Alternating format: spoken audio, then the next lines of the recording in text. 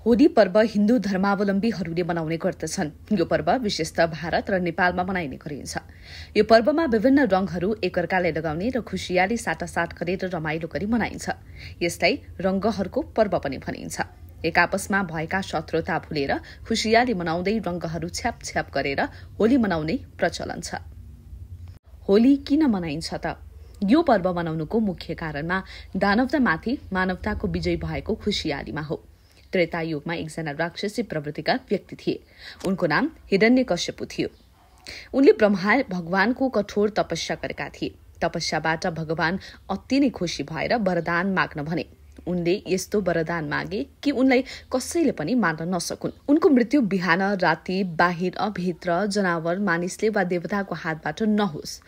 अस्त्र शस्त्रबाट पनि मृत्यु नहोस्। यस्तो अचम्मको वरदान माग्दा भगवानलाई अनौठो त लाग्यो होला, तर उनको कठिन तपस्याका कारण ब्रह्माले वरदान त्यस्तै दिए।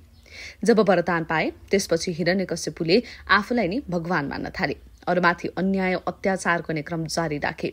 पिता खराब प्रवृत्तिको भए तापनि उनका छोरा प्रहलाद भगवान विष्णुका सबैभन्दा ठूला भक्त बन्न पुगे। आसुरी वा राक्षसी प्रवृत्तिको पिताले छोरालाई आफ्नै सबैभन्दा शक्तिशाली भएका आफ्नै पूजा गर्न भने, तर छोरा प्रहलादले मानेनन्। पटक पटक धम्क्याउँदा पनि छोराले भगवान विष्णुप्रतिको अगाध श्रद्धा कायमै राखेका कारण हिरण्यकश्यपुले प्रहलादलाई मार्ने योजना बनाए, जसका लागि बहिनी होलिकालाई अनुरोध गरे। होलिकाले उनका दाजुको आग्रह अनुसार बालक प्रहलादलाई लगेर आगोमा भस्म पार्न लाग्दा उनी आफै जलेर खरानी भइन्, तर बालक सकुशल रहे।